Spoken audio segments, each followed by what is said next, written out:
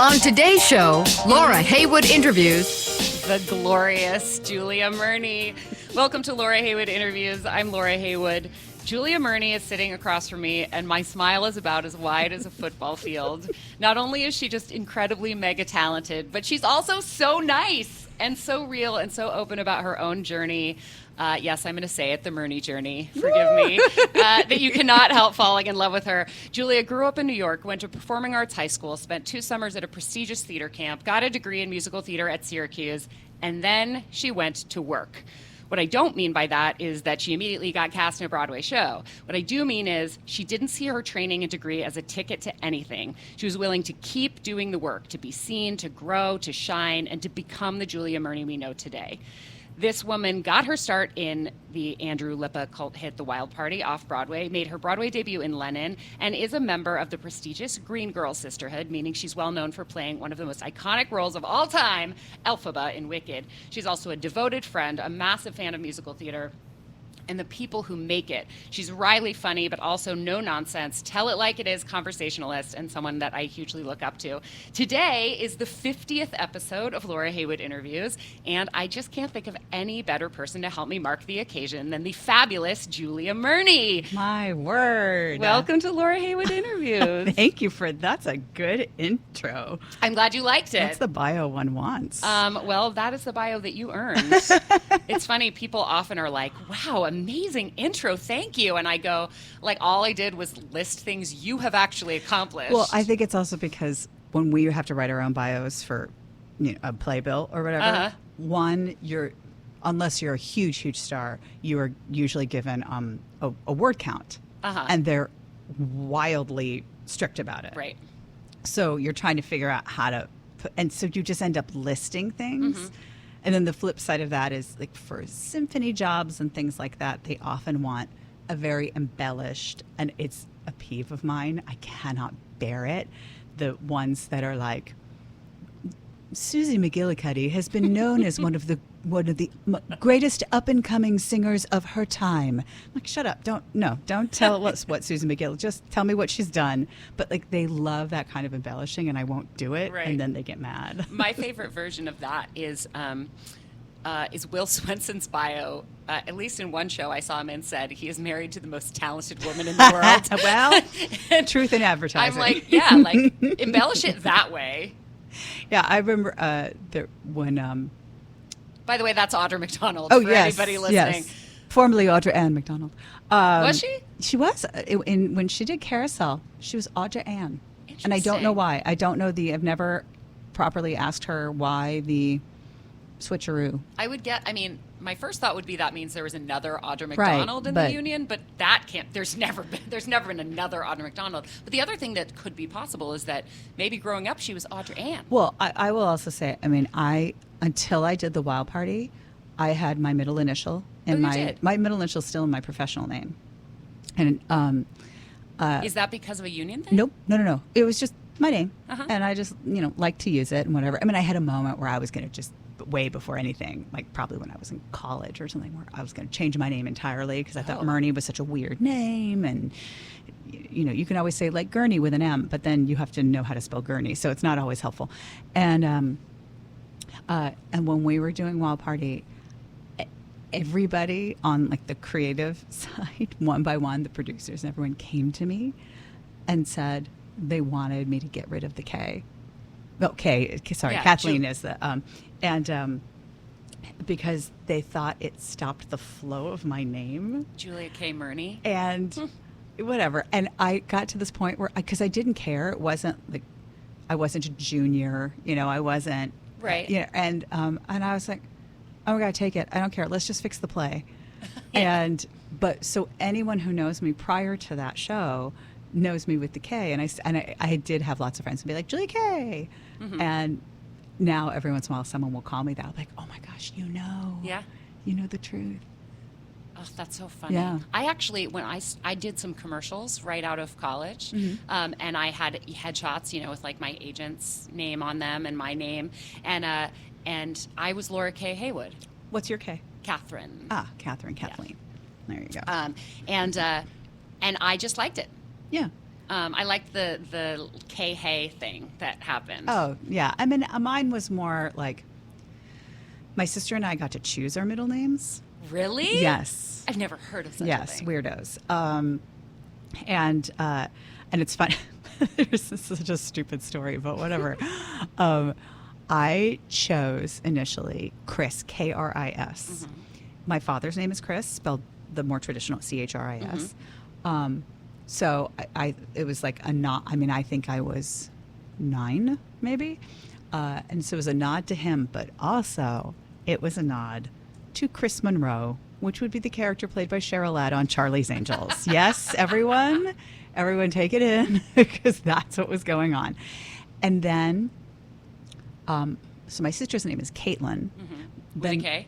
With a C. And then many years later, I'm 18 years older than my brother. My sister's in the middle. She's 8 years younger, and then my brother's 18 years younger. Wow. And his name is Patrick. So suddenly, like, the Irish in our family was reflected, but I was named after a Beatles song. So I wasn't named from an Irish point of view or whatever. And then, so suddenly the K, I was like, I'm changing it to Kathleen. No one cared what the K was for anyway, P.S. No one cared. Well, how old were you at this point? Well, at that point, he was born, I was in college. Yeah. So like I said, like no one gave a shit about what the K stood for. But so, yeah. Well, so you could change it again now if you wanted. I could, but I don't even use it. Right. It's on like my passport, it's Right. that kind of a Yeah, thing. I guess for that reason alone. Exactly. It's too much of a headache, but yeah. Okay, so can we talk about what you've been doing this year? Sure. So I specifically chose the word fabulous when I described you, not just because you are fabulous, but because you're doing a 50 fabulous things. Sorry, I am just going to tell people what's going on right now. There's a guy who's doing an interview on one of the other DNR studios. Oh my God, my ladies. Should they just all come in? Come in. Okay. So, oh my God. wait, should We're Nick, live. do you want Nick to come in too? I know he had to leave. Okay. Oh my God. All right, So there's madness happening. Nick, come in and say hi. Gorgeous. Okay, Hey, so. Laura, ask her about the National Enquirer article that came out about my us. God. Okay, so there's Don't be dissing theater owners on your podcast. I'm going to let this madness happen, and then I'm going to tell you what it was. Hi, Nick. Stand it. No, not at all. You're welcome, welcome audience. anytime. Okay, this is so- the joy of live radio. Boop-a-doo. I will tell you there are a few things that I that love. was awesome. I know. I'm so glad that happened. There are a few things that I love about doing live radio, which if you didn't know, most people listen to Laura Heywood Interviews as a free podcast on Apple Podcasts. It was really important to me when I created this show that it be available for free. And as of now, it's advertising free too. I'm hoping that'll change because Mama could use a little money in her pocket. Damn right. But for now, the That's only right. way that I make any money off of this or even cover my expenses is that it is possible to listen to the show live at DNRstudios.com/Laura. It's $6.95 a month. You get to listen live. You also get exclusive access for the first week, plus access to 12 other shows that are produced by DNR Studios. Including One of those shows is called I Love My Wife, and it's hosted by... It's Kelli and Anne. And they are wives. They are wives. And they love each other. And they certainly do. Yeah, well, that's why they called their show I Love My Wife. I mean. And today, for some reason, they were interviewing Nick Scandalios, who's the vice president of the Nederlander Organization.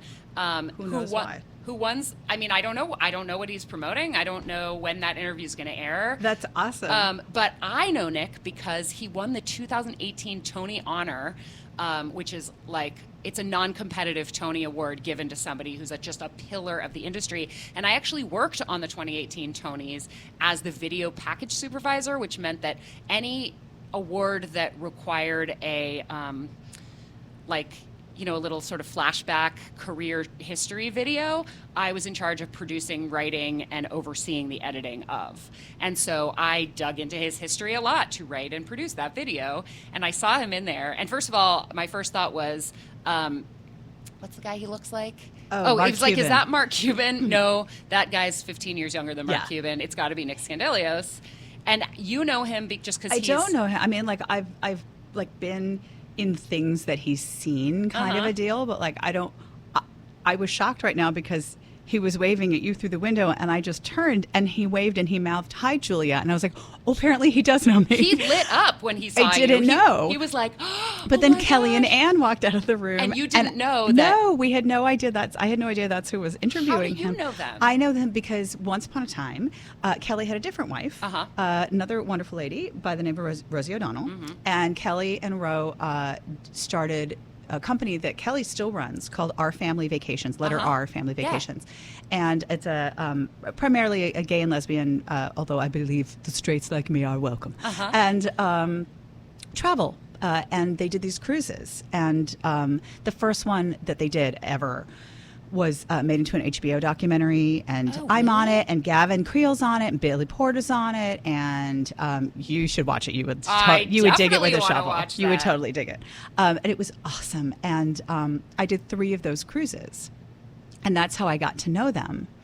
And so this is the story that Kelly was referring to. Oh yeah, ask her about the National Enquirer story.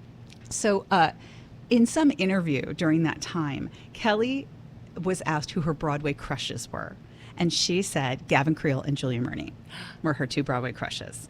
And so it became like this joke. And I would see them at an event or something, and Rosie would be like, oh, does she know you're here? It's going to make a fucking night. Hold on. And like jokey though, like totally fine. And because of that, I was very, very conscious of never like on the cruises or anything, everybody gets all like lovey-dovey and, whatever. But I just wanted to make it clear that there wasn't actually anything ever going on. Oh, okay. So nobody ever thought anything was going on between Rosie and Tom Cruise. No. There's a reason I say this. There's a reason, because this leads to the story. Okay. So one day, my parents' doorman says, a guy came by for you and left this note. And I was like, what? At your house? And I was like, I don't understand. Anyway, long story super short, it was a reporter from the National Enquirer who wanted to know if there was any truth to the rumor that Rosie and Kelly were breaking up, and the reason that was happening was because Rosie walked in on me and Kelly making out. Oh my gosh. Yeah. And I was like, wait, what? How did I just become a homewrecker and a lesbian in one fell swoop? Look at that. Bam, bam. Taking care of business. And I was like, actually, my sister called the guy under the auspice of being my people, because I don't have people. And she was like, well, okay, well, first of all, she's not gay, but also he named whichever cruise it was. She's like, I know she wasn't on that cruise. So, and they were so funny because I called them and left a message and was like, I just want you to know this is happening and I don't know what I'm supposed to do. And then I was away from my phone and I had 2 messages when I came back. And one was Kelly saying, I am so sorry they're doing this to you. And just I say, take all the publicity you can get if you want it. And the second one was, here's what I want to know. Why are you fucking around with her and not with me? That's what I want to so they were both super cool about it. But, I was, little potatoes, and they've just dealt with so much more. Yeah. And I gave them a statement because it was I wanted it to be very clear that I wasn't insulted by being called a lesbian. Right. I was insulted by being called a homewrecker. Right. And I wanted that to be crystal clear. Naive little me thought that if you give them a statement, they have to use exactly what you've said. Oh, jeez. So nothing happened. And then, I don't know, a month and a half, 2 months, whatever later, Kelly calls me. She's like, oh my God, whatever it was, go to the National Enquirer, page 23. And I went to the newsstand, and I have it in my home. I've got it. Big picture of me. Thank God I was not green. But this huge picture of me and a huge picture of them. And if you read the actual article, it basically says, oh, we thought something happened, but we're not sure. But if you read the little pullouts the bold, it looks like this happened. And the reason that I was saying about there was not a time where I would have been like, somebody saw Kelly when you and I were dancing that night.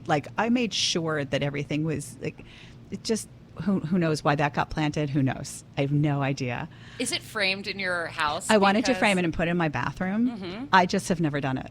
But you do still have it. I do still physically have it. Yes. That is amazing. Yes. So yeah, lesbian homewrecker right there in the National Enquirer, and it was very interesting. Oh, and that's the pull quote I'm going to use. That's Great. the promo Great. that I'm going to and use they for this episode. and the other thing that they did was, to my great naive shock, was they used my statement and they completely paraphrased it, and I was like, oh, I get it.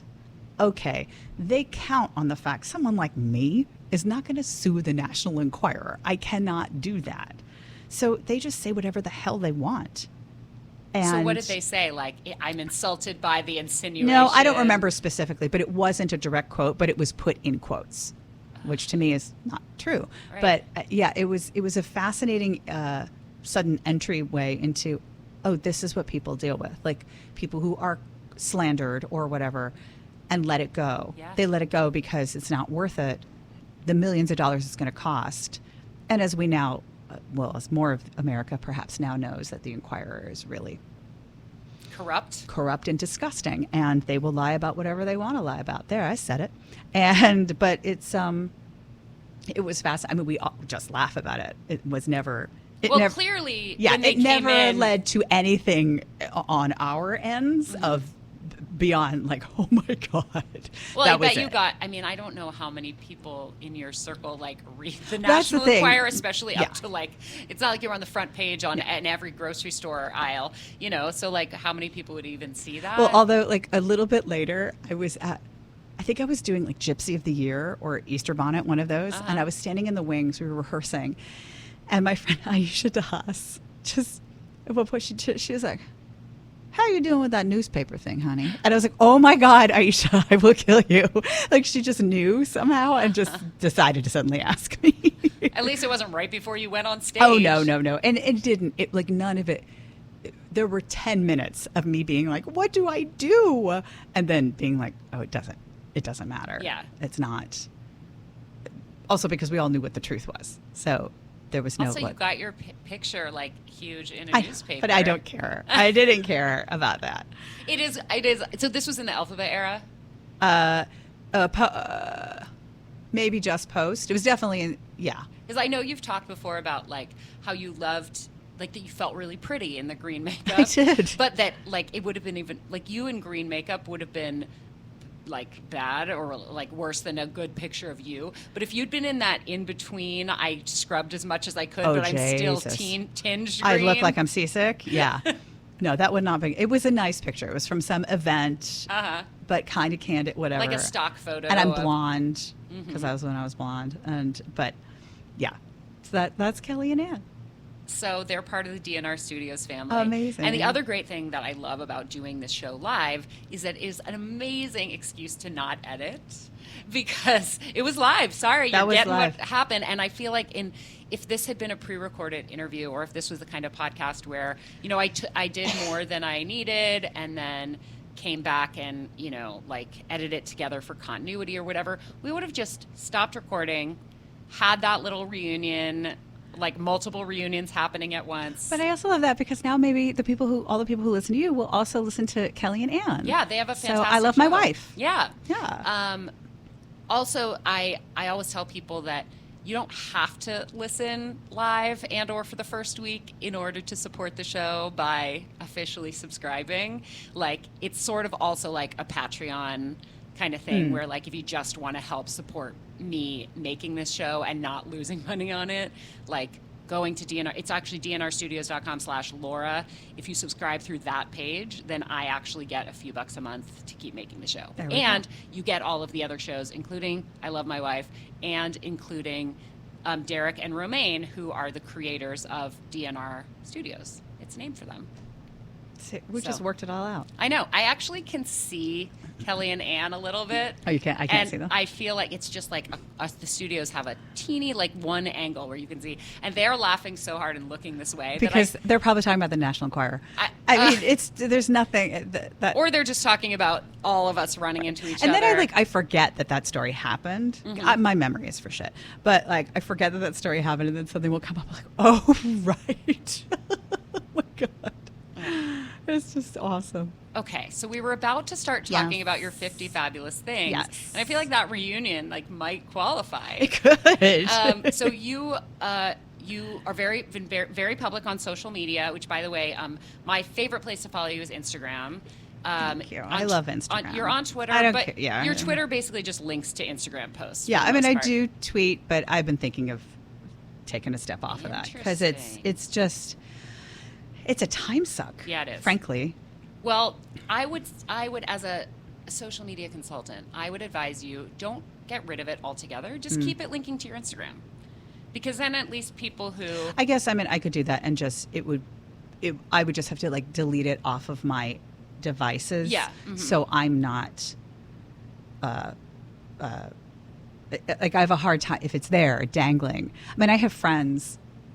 For example, I don't do stories on Instagram. I don't either. Just because I don't like things that disappear, and too many things leave. I don't want my things to leave. I think of Instagram as like a photographic journal. Yeah, me too. It's a scrapbook. And it's okay if you're not into it. You don't have to follow me. Totally cool. I'm down. But I have friends, like people who I love, who are my people, who I've muted off of stories because they do it so. And the problem is, if I see it, I'm like, oh, but I want to see what he's doing, and then I get sucked into. Suddenly, it's 10 o'clock and I haven't eaten dinner. Yeah. So I don't even watch stories.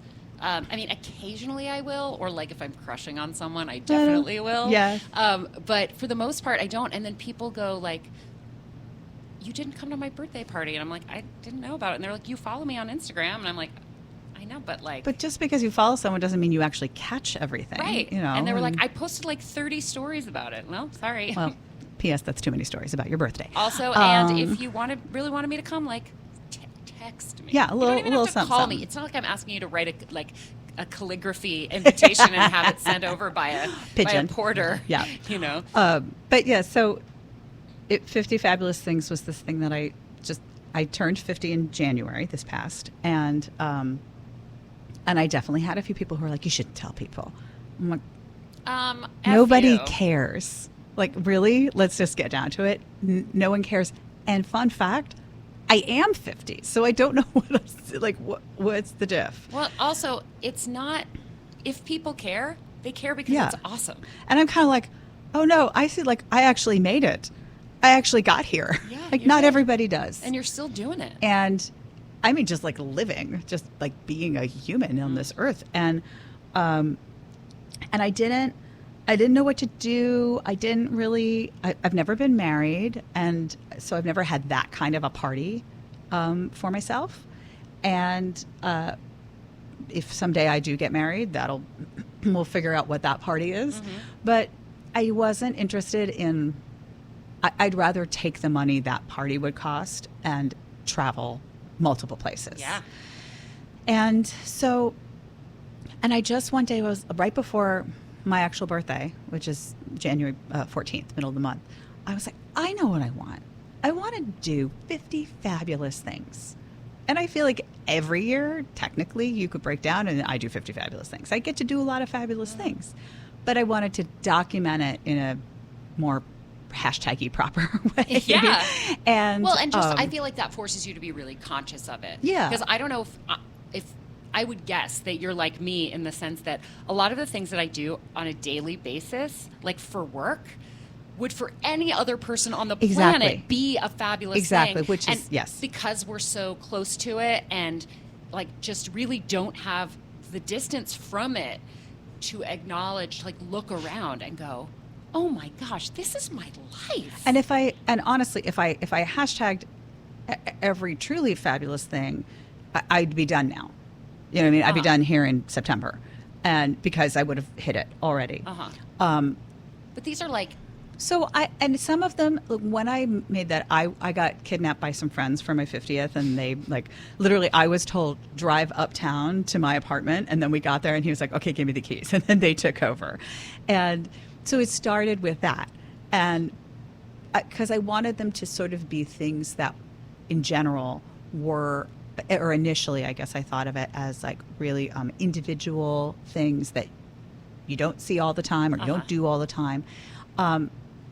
And I knew, like, for inside this year, because I'm going mid-January to mid-January, that I have friends who are getting married. I'm quite sure that those weddings will qualify inside that. And I knew I was going to sing on a cruise in Tahiti. I was pretty sure that was going to, but I didn't know what the 50 were. I still don't.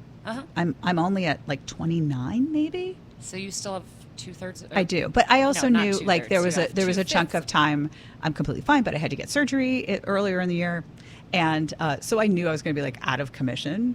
And it's interesting, like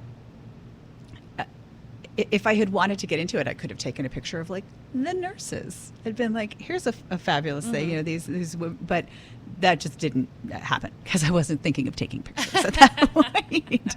And but like I did a job a little bit ago, and we rehearsed over on the river. Sorry, I just spazzed out. I was like, what is that body of water called? It's a river.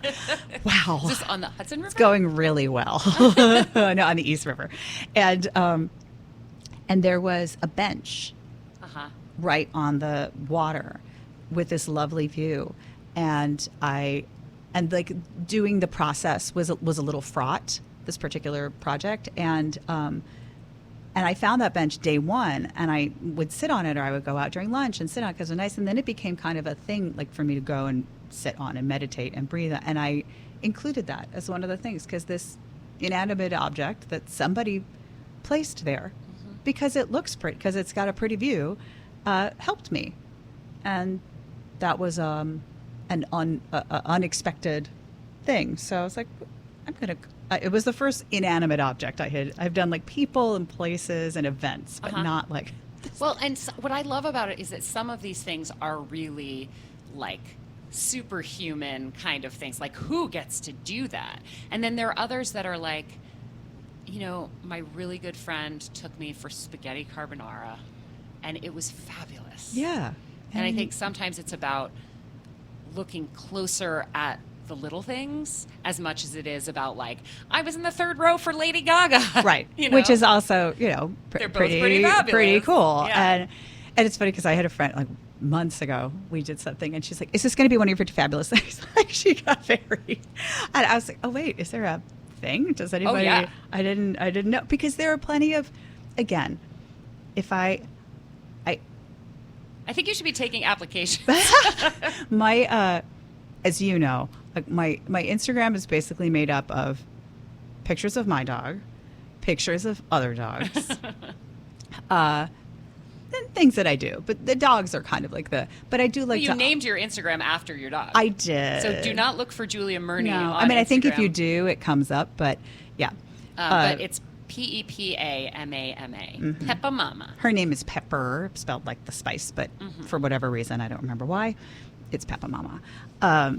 But what was I going to say? I can't remember. Sorry, I No, interrupted it's fine. you. It's fine. You were talking. I do like to honor my friends when I get to see them shine, and all that kind of stuff. And like I said, why I decide to make something, give something that hashtag, isn't always entirely thought out. I'm just like, this one. This is one. And you do keep track of how many there are. Yes. So I was actually thinking about the timeline, and I'm like, oh my gosh, you only have a few months left. Well, it's the useful thing of a hashtag. Right. Because when I chose that hashtag, I looked it up to make sure nobody else had it. There are a couple of things. And what? There are a couple of other people who have used 50 fabulous Right, things. and I don't like. But very few. There's very few. It's not like it's a common phrase that people use or whatever. But so I can just go in there and be like, latest one. Oh, there it is. I'm on number 28 because I can't remember. I actually, Instagram will let you pick. You click on the hashtag. You can actually follow a hashtag, and then you also can. I didn't even realize that. Yeah, and then you can sort them by like the top hashtag, the top post for that hashtag, or the most recent. And so I put most recent because I wanted to see all of the ones you've done so far. And then I came up to this one that was like, it has a picture of these things that say golden ticket, and it says, greetings, the lucky finder of this golden ticket from the Lapis Library. And I was like, what is Julia Murney doing at the Lapis Health Sciences Library at some place called ECU? And I was like, Oh, this is somebody else who used the hashtag 50 fabulous things that has nothing to do with Julia Murney. There you go. But I would have gone to the Lapis Library. You don't know. I don't know, but I'd be happy to do I was that. curious, and then I was like, oh yeah. But the most part, it is like, I will say, it's very easy to go into FOMO and go, oh my gosh, I want to do a spa day with Julia Murney, or like, oh my gosh, I want to go to Disneyland with Julia Murney, or like, I want to go to Dave and Buster's with Julia Murney. Well, even like that Disneyland, for example, is that the one with Keala? With K? Yep. Okay, so that was a day of situation. I was in LA. We knew we were going to be together that day, but we hadn't decided what we were going to do.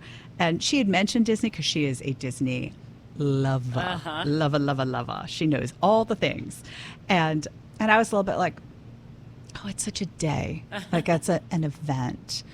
I don't have time for that. And then it ended up that I did. And I would just said to her, look, we can do whatever we want. We can go to lunch. We can go to dinner. She was like, good, because I want to go to dinner at blah, blah, blah. And I didn't know where that was. And it's at Disney. Inside Disneyland. And then suddenly we went to Disney.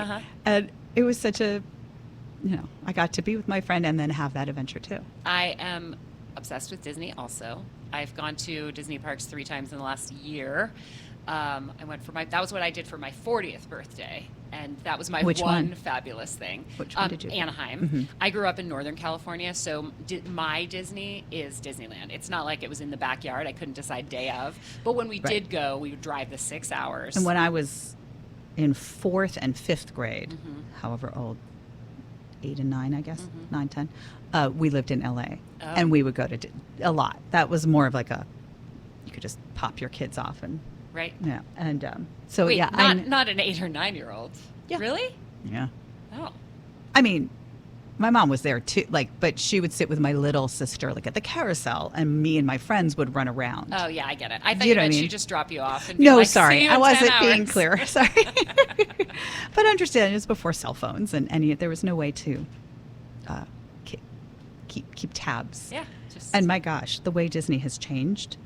Like the Fast Pass and the Hoo Ha, and that's what the Keala had, the app on the phone. And I was like, girl, you alpha it out. I'm just following you, whatever you want. That's how my sister is, and she and my mom planned this trip. My sister has 2 girls who are 11 and 14, and so we had a girls' trip for my 40th. Fun. It was so fun, and to wear the button that's like, it's my birthday. Keala was immediately like, you go to the town hall right now and get that button. It's like, oh. And everywhere you go, people say happy birthday. But so we had everything planned out. We didn't waste a single second of a single day. And then I went to Disney World just a couple months ago with some friends who were celebrating. My 2 friends who have been partners for like 6 years, and they have the same birthday. And so they were going to Disney World for their birthday with another couple, and they were like, somebody at some point went, you know what would make this trip more fun? Flora came. And so they I mean, there you go. I've never felt so appreciated or seen in my life. And they had a 2-bedroom suite at one of the Disney hotels. And they were like, we have this couch. Why don't we just bring Laura? And I mean, I've goosebumps. Were you just in heaven? Yes, and actually it ended up being a group of 12 of us because a whole bunch of other people decided to come. That's fun, though. It was great, and the best thing about it was it was so different from the way that my family does Disney, which I also love. But this time, we just all everybody went to whichever park they felt like, and we all kind of met up and walked around. And now you can find each other quickly. Right. And another person who is amazing to go to Disneyland with, which I have had the honor of doing, is John Tartaglia. Oh, I bet. Yeah. And he and I went once with Eric Bergen.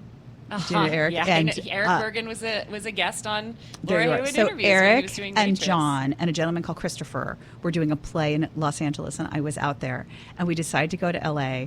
And Eric was like, to Disney. And Eric said, I'll drive. And then as we're driving, he informs us that he had to be back to LA by a certain time that night to sing in a concert. And we're like, Eric, we don't want to be on a time frame. Anyway, so we get there, and as the day was going, John and I were like, you know what, screw this.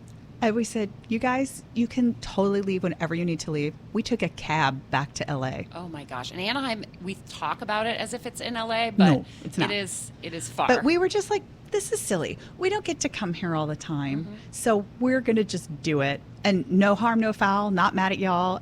Get in your car and go to your concert, but we're going to stay. And yeah, John's one of those, like, he knows where secret Mickeys are. And Oh, all the that hidden sort of Mickeys. stuff. Yeah. Yeah.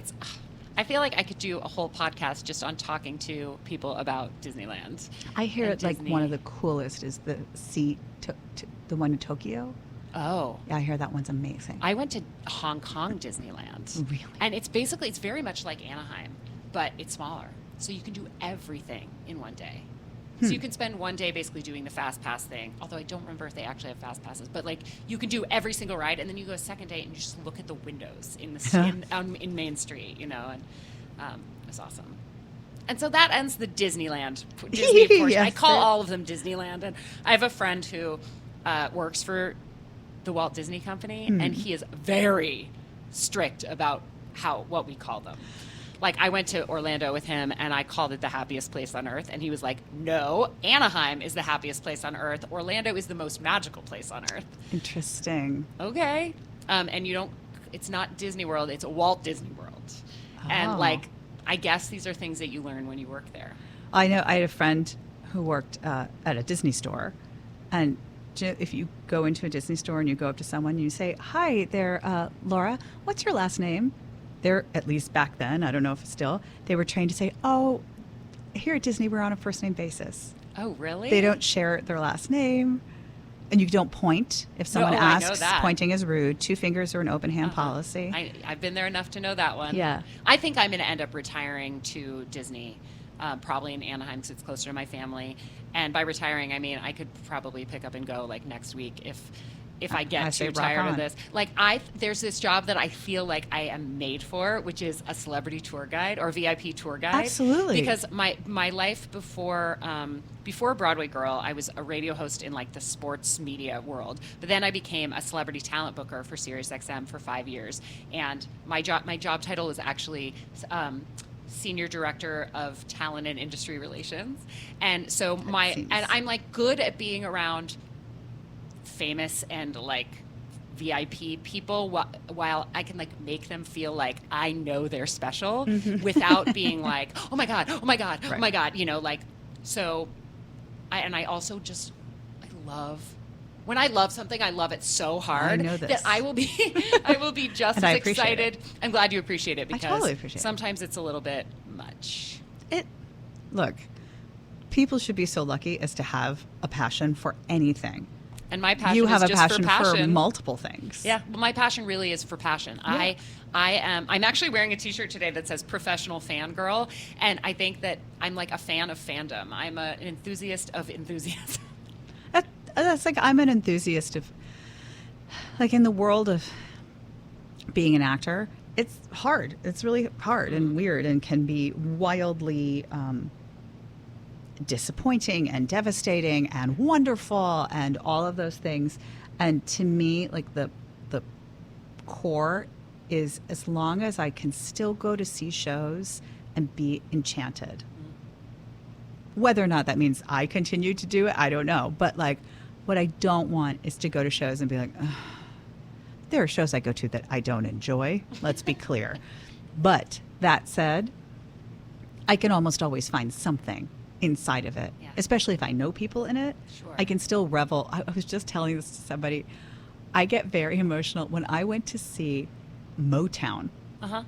You know, which was basically like a jukebox musical, whatever. And I saw it on like a Wednesday night, and there was a woman next to me who was just, you know, living her best life and singing along, and about the third song in or something, I started crying. And she went, honey, you okay? And I went, they've already done this once today, and they're doing it again, and it's so hard. Do you see how good they are? And I'm sure that Motown was not trying to get me to cry during one of their numbers, but it struck me because they were dancing their asses off, and they'd already done it once. And that moves me. Yeah, totally, because you know how hard it is. Yeah, And you that know how moves easy me. they're making it look. Ah. I feel like whenever anybody describes something as effortless, I want to be like, there's an asterisk next to that because there is no harder work than making something look like it doesn't take any work at all. No matter what it is. And I feel like the same is true for a word like fearless. Like fearless doesn't mean you don't have fear. Fear means that you do it anyway. Fearless Also, means you do it I can't anyway. imagine there's a person that you could interview, no matter how ballsy they seem, who if you said, like, do you get nervous? Do you feel fear? That to a man, every one of them would be like, of course. You know, like, it's just that we want to believe that there are people who have no fear because it makes us feel like, well, maybe that's how I get through. And I think it's an excuse. I think people they're like, well, that person was born with it, or that person just has no fear, or that person, like for them, it just isn't hard work. And if I was really meant to do this, then I'd be like that too. And it lets people off the hook. I'm obsessed with this concept and book called Mindset, which is all about basically the one sentence description of what it is that there's a difference between being new at something and being bad at something, and they often look the same. But if you assume that you're bad at something just because you've never done it before, then you'll abandon it. But if you think of yourself as new at it, then you can prioritize and celebrate progress instead of results.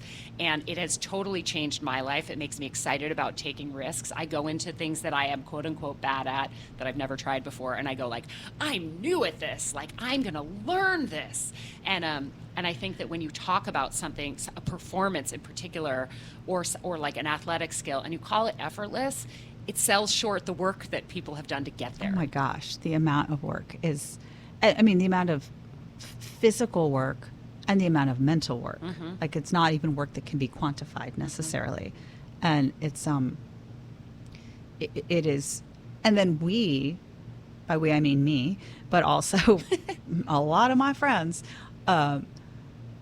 it's such an emotional, like, you know, the 4 agreements, and one of them is don't take anything personally. You're like, well, you've never been in show business. Cool. Because you're the product. And it's very hard to be like, hi, here's me. Do you want to pick me? And then they're like, nope. Even if that's, I mean, it's usually having directed, it's usually that, it's not like, oh, Jesus, God, no. It's just like, oh, no, that's not it. God, she's fantastic. But nope, that's not it. But you have already put in this work, and then you start, like I always say, like I start knitting a sweater out of 2 strands of yarn. I'm like, it means this, and it means that, and the writing is on the wall, but the writing is behind me, and I have to turn around and look at the wall, and what does it mean? Like, it doesn't, I truly think, I know plenty of people who have stopped acting and moved into something else, even that's still enveloped in show business, or they moved from New York because New York is an impossible place to live. It's ridiculous. But all of those choices are valid, and you just have to try and, no one's going to say, you're never being hired again. It's never going to happen. Cut your losses and run. That's never going to be said to you. Nor is anyone going to say, here you go. Here's your whatever, like your Tony Award. It's amazing. If I was ever even nominated for a Tony Award, I'll cry and cry.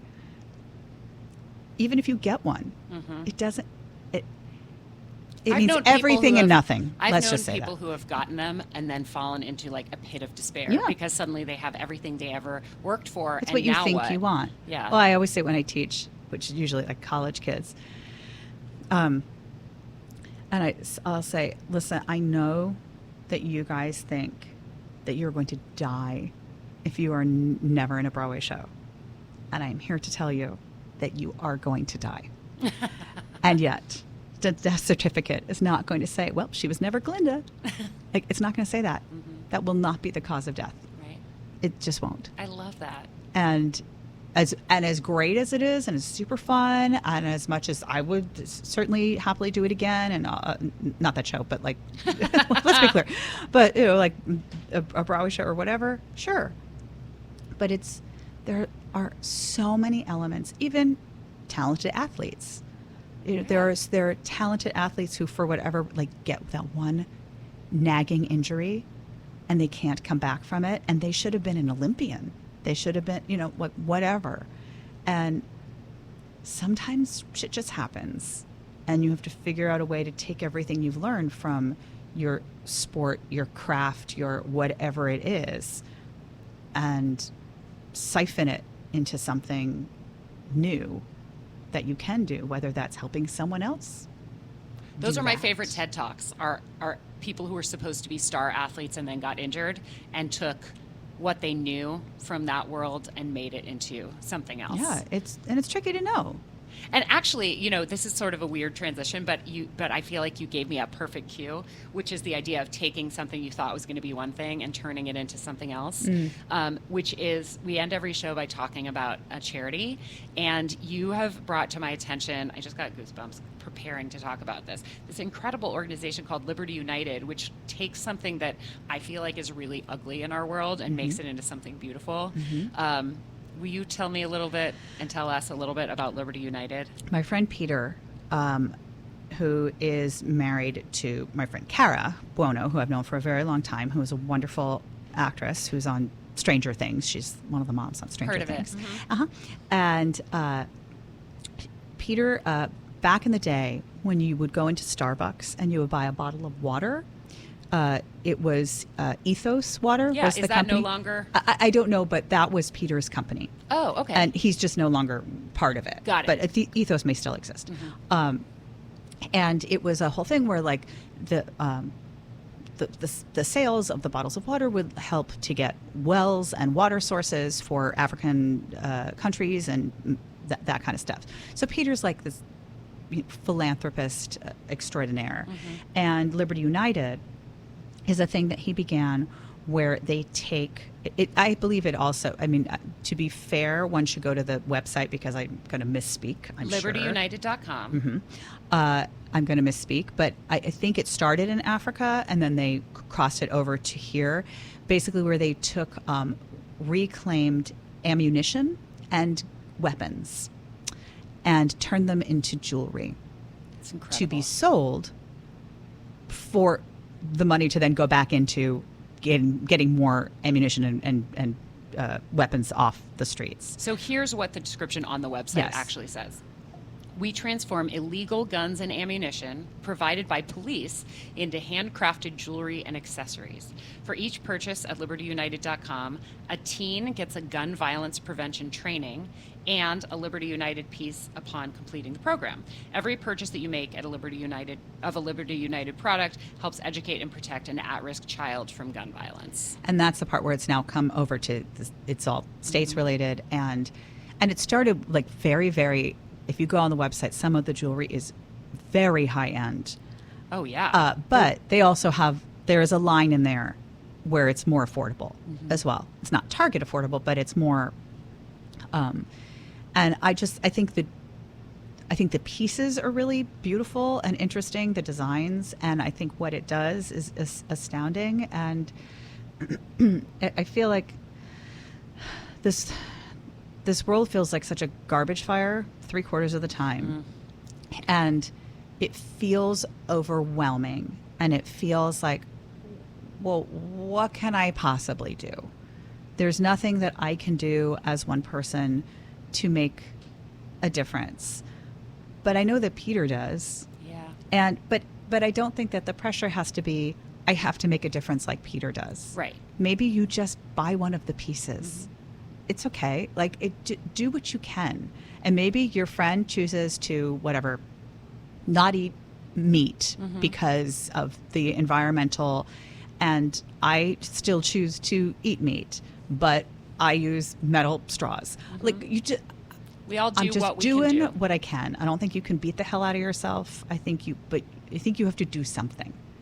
Just, it's sort of like when you go to the museum, like, pay what you wish, but you must pay something. Right. Just try. And I mean, I so admire Peter and what he does and people who do things like that. And I don't do that. I don't know how to do that. That's not my expertise. But I could buy one. That I can do. It reminds me of something I heard about self-care in grief, which is, when you lose somebody important to you, you can be like, I need to do something important. I need to start a foundation in their name. It's like, well, maybe what you need to do first is take a shower. Like, start small, do what you can, and then build up if you want to and if it makes sense for you. But you don't have to do something huge. You can support someone who's doing something huge, or you can just do small things. Or you can do something huge. Or you can, Well, whichever. Rock on. What I love most about this is that it is not a for-profit company. It is every penny it goes back into the programs. And I'm looking at the pieces that you can buy, and as you said, like there's some that are really high end. The more affordable ones are around like the $90 range. It's not that bad. It's not that bad. I gave but them as Christmas presents when But you also can make a tax-deductible donation. So because just like not everybody has $7 a month to subscribe to Laura Heywood Interviews, not everybody has $90 for a bracelet or a pendant, but you can donate a few dollars to them, and if that's what you can do that. Yeah. And I'm going to make a donation to them in your honor. I wish that I could make a $90 donation and get one of those bracelets, but I'm going to make a donation today in your honor, and I'm going to encourage everyone listening, whether it's to the live show or to the podcast version, to make a donation as well. Please go check them out. So libertyunited.com is the website, and the donation, if you click the donate button, it'll take you to libertyunitedfoundation.org. So it sounds like there's sort of two sides of this company. But I'm going to make a donation right now. And please thank Peter for doing this. I will. To turn something like bullets into something that can bring about love and peace and safety for people is the ultimate example of like turning something into its opposite. Yeah. And the symbolism alone of that, let alone the fact that it's like a form of upcycling, Right. is really special. So thank you. Absolutely. Thank you. I also, one thing that's coming up that I'm really excited about is our mutual friend Rob Rokicki is making his Broadway debut. I just got chills. So he wrote The Lightning Thief, which started as a one-act, like 45-minute young adult touring thing, and then it became a 2-act full musical that was off Broadway and then toured and then closed to great acclaim, and everybody was like, yay, that was a fun chapter in our life. And then it rose from the ashes and is now going to be on Broadway. And you collaborated with Rob on a project that I absolutely love. Yeah, called the Monster Monster Songs. Songs. Yeah. I met Rob in 2004 Oh my god. doing Ragtime at the North Carolina Theater. And he was in the ensemble. Also in the ensemble Who was were you? Mother. Uh-huh. I was Mother. Monteco Glover was Biscuit. I call her Biscuit. Monteco Glover was Sarah. I was like, I don't know that character. Sorry. Do you don't know the character of Biscuit in Ragtime? It's the hidden link. No, I call her Biscuit. She was Sarah. Norm Lewis was Coalhouse. Michael Rupert was Tate. Also in the ensemble, current genie in Aladdin, Mr. Michael James Scott. Oh, yeah. It was like that. And Rob was in the ensemble, and that's how we just became friendly. And I don't even know if I knew that he wrote back then or anything. And we've just kind of remained quasi-friendly over the years. And then he wrote Monster Songs, this gorgeous, I think it's gorgeous. It's a compendium of songs sung from the monster's points of view. And it has a companion piece with it of illustrations that are like, stunning. It's like graphic novel style, yes. like, but literally they could be prints, not yes, of like in a museum. Absolutely. There's I don't know the name of the illustrator. I feel terrible that I don't know that, but Dave O'Neill. Okay, Dave O'Neill rocks, and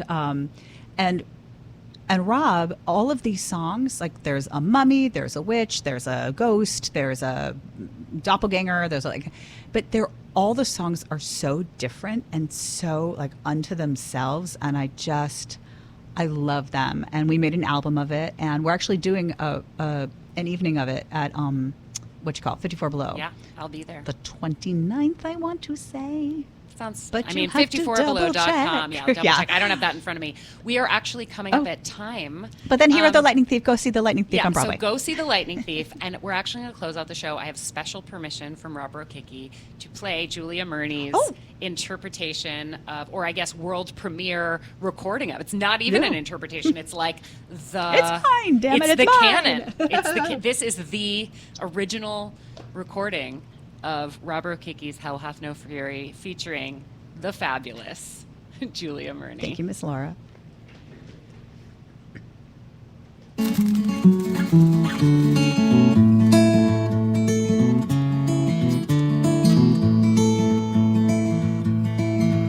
You wrote your old fairy tale and painted me the fool, a harpy and a harlot, a goblin and a ghoul. You made yourself the hero in the night as black as pitch. Yeah, you made yourself the hero. Oh, guess that makes me the witch. Was she drawn into your stories as bees in honey drown? You're a bad, bad, bad dog, darling, and I've come to put you down. I'm judging